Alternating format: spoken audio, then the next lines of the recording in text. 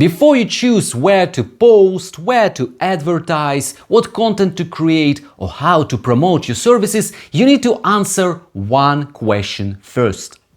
Who is the right market for this stage of your business? Because if you choose the wrong market, even a good service can be hard to sell. But if you choose the right market, your offer becomes much easier to understand, easier to trust, and easier to buy. Because if your message says, "We do everything for everyone," the client often hears something different. "I still need to work out whether this provider is right for my situation." And that is dangerous. Clients don't usually wake up thinking, "Today I need a full-service agency." They wake up with a specific problem. These clients are not buying your whole catalog first. They are buying confidence. They want to feel, "This person understands my situation. This company knows what can go wrong. This provider can help me get the results I need." That is where the right niche matters. A niche is not a small box. A niche is a clear door. It tells the right client, "This is for you." Recently, I was at a translation conference talking to owners and managers of translation companies, and I asked some of them, "What do you specialize in?" Some people said they don't really specialize. They translate everything for everyone.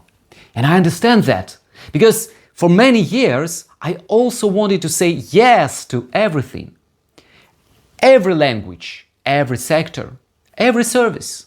It feels safe because you are not closing the door. But some people gave me a clearer answer. One company focused on certified translations. Another specialized in patent translations. And another worked mainly with telephone interpreting for healthcare. And guess who I remembered better? Not the biggest company. Not the company with the longest list of services. I remembered the ones that gave my brain a clear place to put them. Certified translation, patent translation, healthcare telephone interpreting. And that is the power of positioning. It gives people a mental shortcut. It helps them remember when to come to you, when to recommend you, and why your work matters. Your niche is not your limitation. Your niche is your identity. It tells the market where you create the most value. Now let's connect this to pricing. Many small businesses think they need to show range to justify a higher price. They believe that if they offer more services for more sectors, they look stronger. Sometimes this is true internally, but it is not always true in the client's mind. Clients often pay more when the offer feels specific, relevant, and safer. A client does not pay more because you say you can do everything. They pay more because they believe you are the right person or company for their problem. A specialist can often charge more because the client feels less risk. If, let's say, a law firm needs official documents translated, they don't only want a translator. They want someone who understands formal use, legal terminology, formatting, deadlines, and what can go wrong if the translation is rejected. If an organization runs a multilingual event, they don't only want interpreting. They want the meet and flow without confusion, delays, or embarrassment. And this is where value increases. A broad service says, "I can do this." A strong niche offer says, "I understand this situation, and I can help you get the result you want with less risk."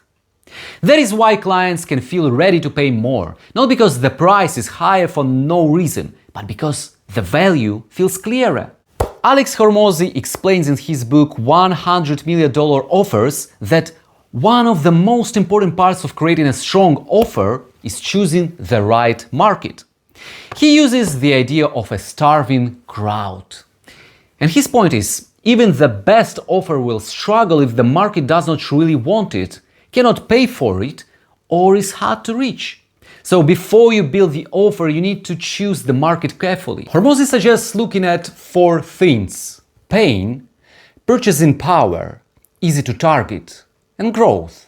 Pain means the market has a real problem they want solved. Not a vague problem, not a maybe one day problem. A real pain that affects money, risk, trust, deadlines, reputation or growth. Purchasing power means the market has money to pay. This does not always mean huge budgets, but it must mean enough budget to pay you properly. Easy to target means you can actually find and reach these people. If you can't identify them, contact them, advertise to them, or meet them through networks, the niche may be difficult to build around. Growth means the market is not dying. Ideally, more demand is appearing, more clients are entering the space, or the problem is becoming more important. So when you choose your niche, do not only ask, do I like this work? But ask, does this market have a painful problem? Do they have money to pay? Can I reach them? And is this market growing? Let's look at an example of e-learning companies. Their pain is clear. If they want to enter new markets, they need their courses to work across languages and cultures. They don't only need words translated. They need learners to understand the material, trust the examples, follow the instructions, and complete the course. This can directly affect revenue. If a course is poorly localized, learners may leave, complain, ask for refunds, or fail to complete the training. But if localization is done well, the company can reach more people, increase subscribers, and grow in new countries. Now let's look at purchasing power.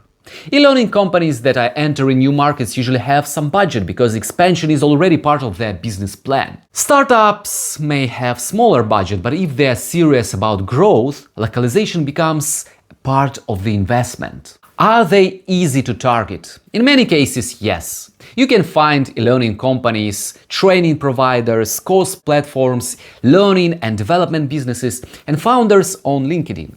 If they are startups, it may be easier to approach the founders directly. If they are larger organizations, the decision may involve learning and development managers, localization managers, marketing teams, procurement, or tenders. Is the market growing? Yes, this is a strong point. More courses, more platforms, more online learning programs, and more international training products appear every year.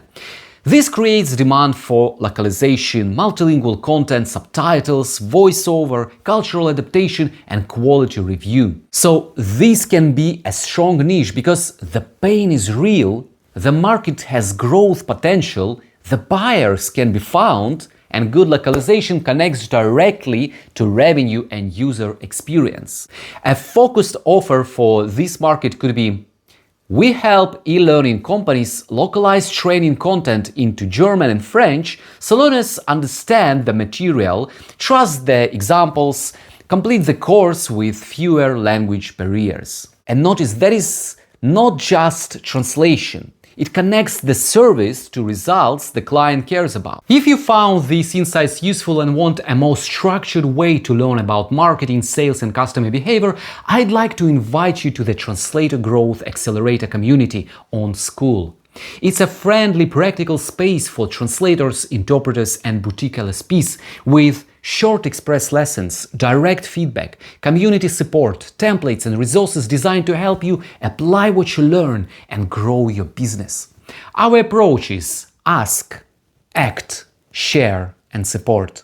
You'll find the link in the description below this video. I hope to see you there.